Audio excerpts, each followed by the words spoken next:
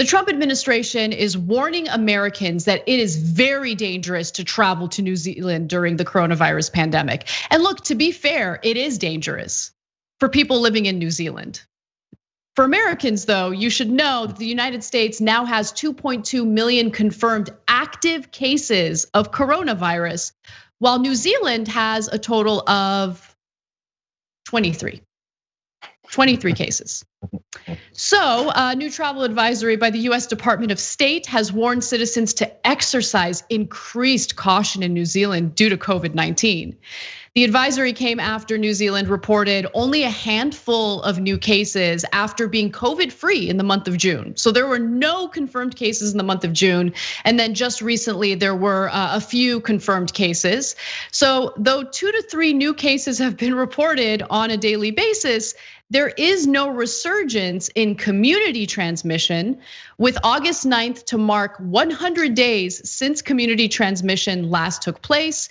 They're doing this thing that we can't figure out. It's called tracing the virus, contact tracing. Of the 4 travel advisory levels, New Zealand, by the way, is marked as level 2. Exercise increase caution on the US State Department website. Now, New Zealand, again, recorded no new cases on Thursday of this week, while the United States recorded over 58,000 in one day. With a total case count of just over 5 million, the US has over 2.2 million active cases, while again, New Zealand has just 23 active cases out of over 1,500 total cases of coronavirus. So, I don't know why the State Department did this. It's just beyond goofy and laughable. Yeah, honestly, if the people that were heading up our response to this were as critical and as close to trying to solve this issue here as we are, as far as talking about the problems other countries have, we may not be in the situation that we're in right now. We talk a lot about other countries and the things that they're doing all the time, even when it doesn't make sense in this case, just so we can have another name out there. Again, I don't know if there's something about a quota, about the number of countries you can have on a list that you have to warn is at a heightened level of fear, just so you can take a level of fear off of America. I don't get it. I can be concerned about China. I can be concerned about Italy and France and Spain, and still also be concerned about my own country. Why is that so? Why is that the strategy? And again, I'm speculating that it's the strategy, but only because they keep talking about every other country when anyone asks a question about our country. He goes, well, in another country, I don't live in that other country. I don't know why we're still talking about it right now. I'm not traveling there because they won't let me because of where I live. Yeah, no, it's true. Talking about other countries for? It is pretty ridiculous. You just brought up such a great point. So New Zealand's actually been one of the stricter countries when it comes to travel during the pandemic. So they are only allowing citizens of New Zealand, people who live in New Zealand, to travel back to New Zealand with a valid passport. But yeah, even if we wanted to take the risk and travel to New Zealand, ooh, it's so dangerous, we wouldn't be allowed in. And I think it's for good reason, especially coming from the United States. Yeah, we have this isolated mentality here, so that as long as we listen to each other, at least our leaders, about who we really are and what our stance is amongst ourselves, there's a certain percentage of Americans that will believe that over everything else. And maybe that's the only people they're trying to speak to, because it can't be to everyone else that sees the reality. So I guess if you can have a conversation with someone like this around the table, they may go, well, you know what's happening in other countries. And then they actually do forget that it's happening here. I'm still not sure how that can happen.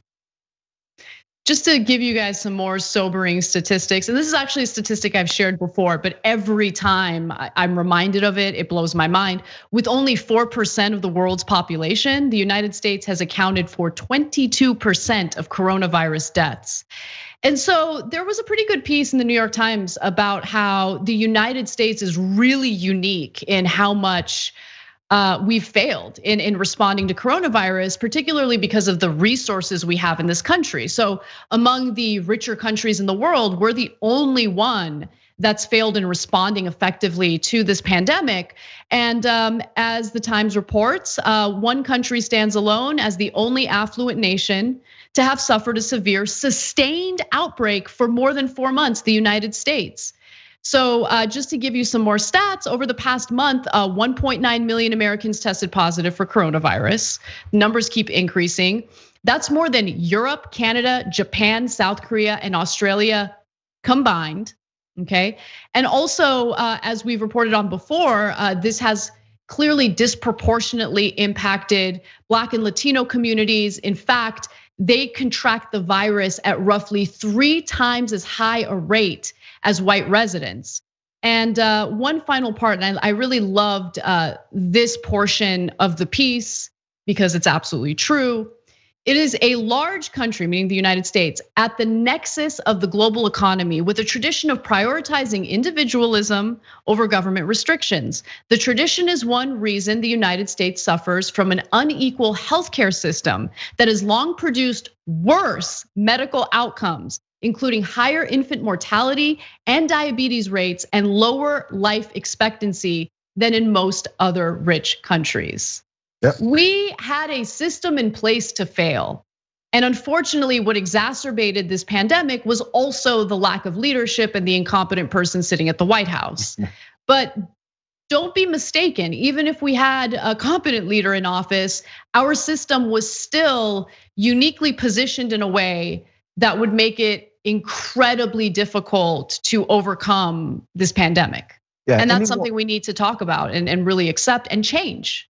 Yeah, and anyone that had any kind of belief that is, it isn't American, had a belief that America has things put together because they hadn't experienced how we actually operate, it's becoming glaringly obvious the problems that we have here when it comes to something like this. And the reason why these stats to talk about we're the biggest affluent nation to have suffered this much of a severe problem is because we're talking about the money that's involved. You have to put resources to change things. You have to put resources to make sure that vulnerable communities don't experience it at a higher rate like we've seen as well.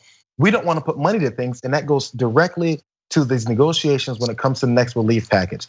This is our mentality. If you listen to our administration and our politicians speak, they talk about how much Americans don't deserve it, how much they're looking for handouts, how much they want to be lazy and sit at home, all these things, while we're in the middle of a pandemic.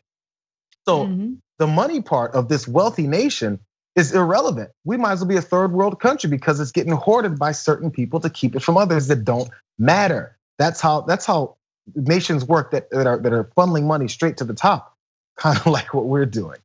So our wealth and our riches and everything we brag about are useless if the American people don't get to benefit from it. What's the point? Want to win a free electric scooter? Well, our partners at Aspiration and Zoom Electric are making it possible.